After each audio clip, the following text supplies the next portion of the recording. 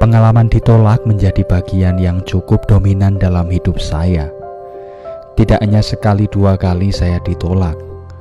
Ditolak saat mengajak terlibat dalam kepanitiaan, ditolak saat kunjungan umat, hingga yang paling membekas, ditolak saat mendaftar di seminari sampai 2 kali. Pengalaman bermisi kali ini sungguh membuat saya bisa merasakan betapa bahagianya diterima.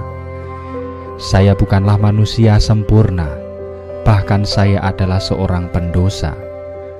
Namun Kiai Kecil, dengan segala kesederhanaan dan keindahannya, menerima saya. Inilah saat di mana saya, yang sudah sangat kenyang ditolak, di pulau kecil nan indah ini, sungguh diterima.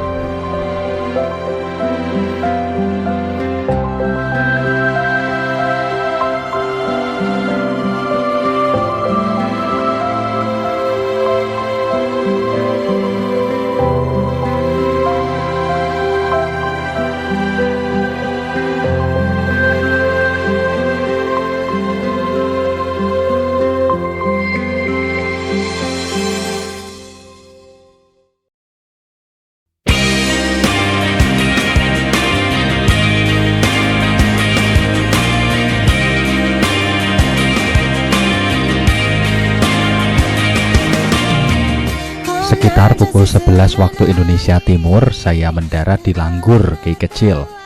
Saya dijemput oleh Pastor Erik, Pastor Paroki Hati Kudus Oi Dertutu, tempat saya akan terlibat dalam pelayanan.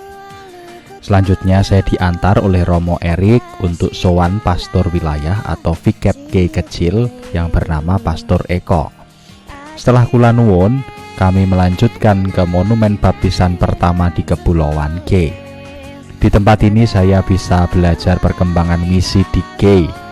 Misi di K dimulai sejak diutusnya Johannes Kursters SY dan Johannes Booms SJ ke Langgur pada tanggal 1 Juli 1888. Penihiman Katolik dimulai sejak dibaptisnya seorang anak perempuan bernama Sakbao yang dibaptis oleh Johannes Kusters pada tanggal 13 Juli 1889. Saya diantar oleh Romo Erik ke tempat pembaptisan tersebut. Di komplek yang sudah menjadi taman doa itu juga terdapat lukisan dinding perkembangan iman Katolik di Langgur serta makam para romo yang dibunuh oleh tentara Jepang pada tanggal 30 Juli 1942.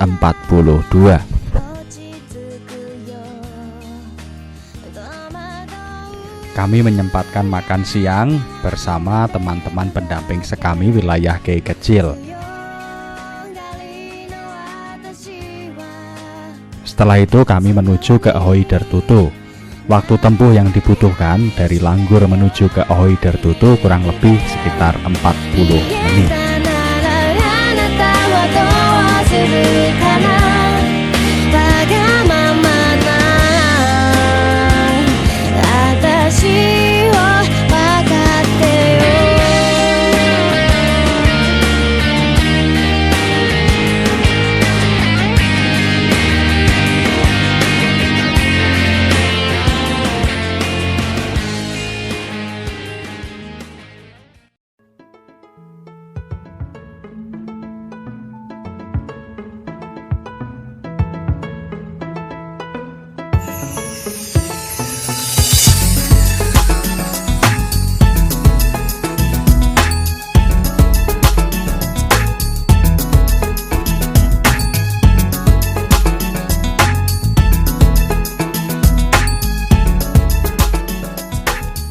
Kepulauan K terletak di Provinsi Maluku, tepatnya Kabupaten Maluku Tenggara.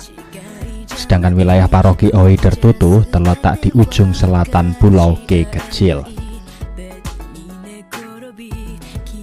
Kata Oi Dertutu berarti desa di ujung, dan sesuai namanya kampung ini memang terletak di ujung selatan Pulau K Kecil.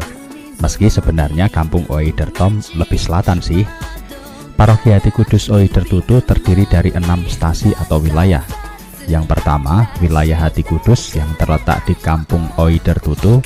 Kedua, wilayah Santa Maria yang terletak di kampung Oiren. Ketiga, wilayah Santa Teresia di Kampung Somlain. Keempat, wilayah Santa Agnes yang terletak di Kampung Oidertom. Kelima, wilayah Santo Yosep di Kampung Yatwaf. Dan keenam, wilayah Pulau Tanimbarge. Pelayanan saya di paroki ini hanya meliputi 5 wilayah daratan G kecil saja, tanpa wilayah Pulau Tanimbarge. Warga G sangat memegang teguh adat budaya mereka. Itulah sebabnya di awal pelayanan saya harus menjalani upacara penerimaan adat di tiap kampung tempat saya melayani. Penerimaan adat pertama saya jalani di Kampung Oidertutu. Upacaranya sederhana saja, boleh dibilang versi singkatnya. Cukup dengan sedikit pengantar, lalu di pergelangan tangan saya dipakaikan gelang adat. Penerimaan adat kedua saya jalani sesaat sebelum saya memisan malam Natal di Kampung Oiren. Upacaranya sederhana, saya disambut oleh umat dan langsung dipakaikan gelang adat di pergelangan tangan saya. Selanjutnya penerimaan adat ketiga saya jalani di Kampung Somlain. Saya diterima di depan kapel dan lalu didoakan dalam bahasa G. Penerimaan adat keempat saya jalani sesaat sebelum saya memimpin misa Natal di Kampung Oidertom. Inilah upacara penerimaan adat yang menggunakan upacara lengkap. Saya turun ke pusat kampung, yang mana banyak warga kampung sudah menunggu saya. Seorang kepala adat memberikan piring berisi gelang emas adat, 2 buah sirih, dan 2 buah lain yang saya tidak tahu itu buah apa. Kami memegang piring itu bersamaan. Selanjutnya, kepala adat itu mendoakan saya dengan bahasa G.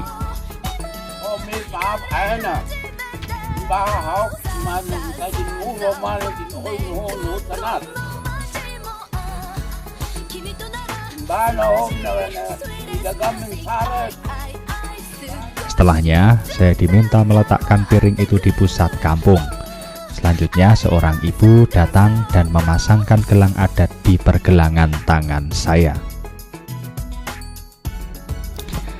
Upacara penerimaan adat berikutnya saya jalani di Kampung Yatwaf secara sederhana. Gelang adat dipakaikan di pergelangan tangan saya.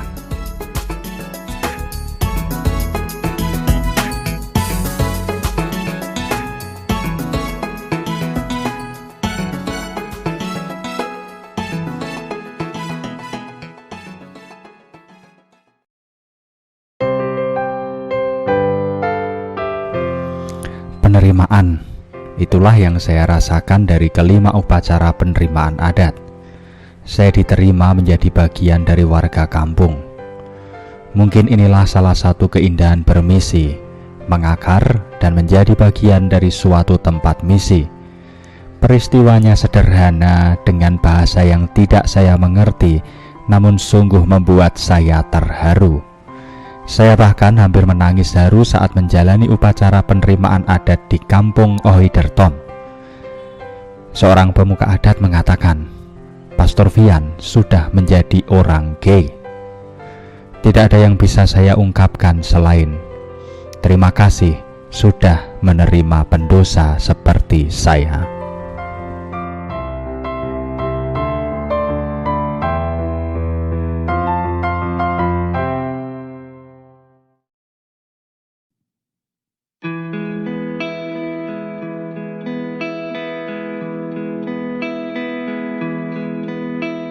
Oh, holy night, the stars are brightly shining. Pelayanan Natal pertama saya adalah misa malam Natal di Stasi Oiren. Misa dimulai pukul 6 sore. Misa diawali dengan tari-tarian khas daerah G. Selebihnya misa berjalan seperti liturgi misa malam Natal pada umumnya. Tentang kelahiran Yesus Kristus penyelamat. Tetapi pemain yang saya sukai bukan Messi. Pemain yang saya sukai, mungkin Messi suka sama saya, tapi pemain yang saya sukai adalah pemain yang namanya Paulo Dybala. Ya, dia di Piala Dunia istiwa Kaisar Augustus mengeluarkan Sualoba datang semua orang di seluruh dunia. Saya memimpin misa malam Natal kedua di stasi Somline. Esok paginya saya memimpin perayaan Ekaristi Natal pagi di stasi Oidertom. Misa di kapel Oidertom ini untuk melayani 3 wilayah, yaitu wilayah Oidertutu, wilayah Yetwaf, dan wilayah Oidertom sendiri.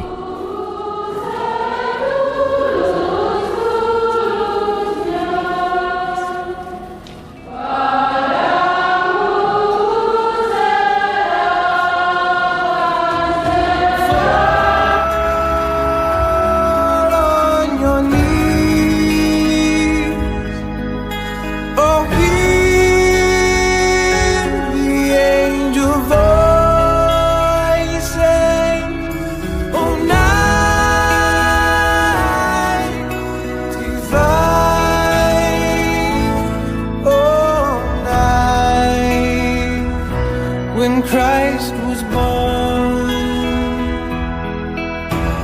fall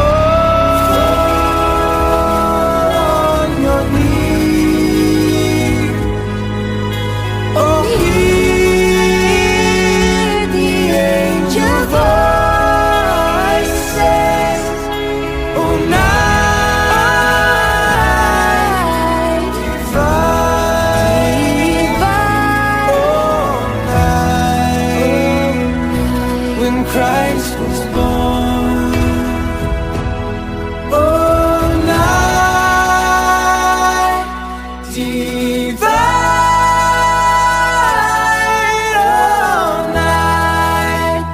oh night divine.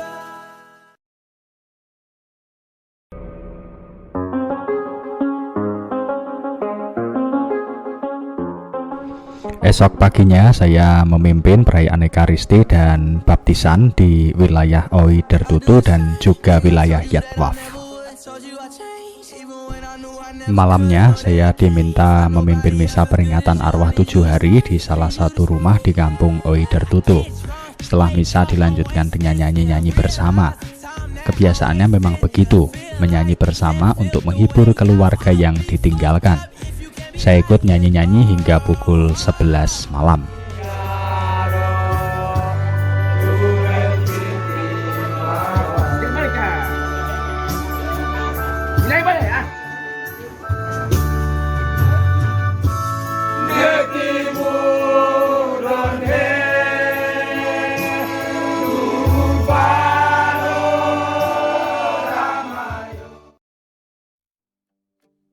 Selain menjalani upacara adat dan kegiatan liturgi Natal baptisan, saya juga menyempatkan diri berelasi dengan umat. Dalam berelasi itu saya menyadari bahwa saya dan umat di paroki Oidertutu memiliki kesamaan dalam merayakan Natal tahun ini. Saya dan paroki ini sama-sama dalam kondisi tidak baik merayakan Natal. Ada banyak kegagalan saya alami sebelum Natal. Juga saya menyadari betapa tidak produktifnya saya menjalankan tugas perutusan saya. Paroki ini juga boleh dibilang dalam kondisi kurang baik. Adanya konflik antar kampung Katolik di paroki ini hingga menjadi pemberitaan nasional. Namun, kami berharap kelahiran Yesus menjadi pelepas dahaga bagi hidup yang berat ini. Kami merindukan kedamaian, dan Kristus, Sang Raja Damai, akan memberikannya kepada kami. Kami sungguh percaya akan hal itu.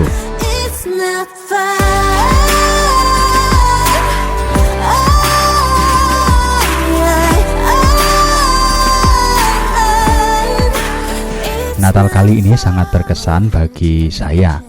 Perayaan Natal sederhana yang meriah, perayaan Natal yang bersahaja namun penuh semangat, perayaan Natal di tempat jauh yang sungguh terasa dekat dengan umat. Perayaan Natal penuh berkat yang dipimpin oleh seorang pastor penuh dosa.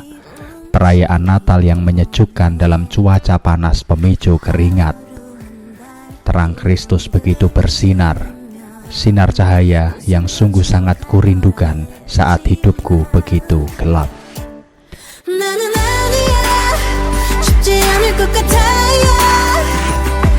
여전하게도 넌 내 하루하루를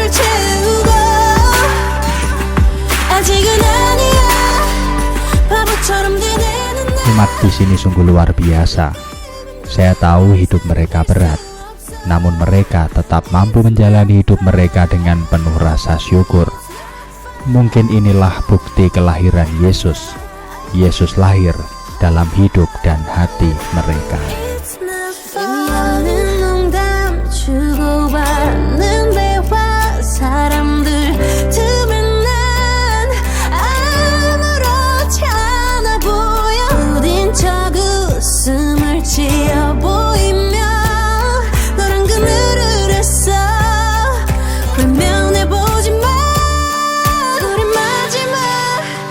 순간이 자꾸 떠올라.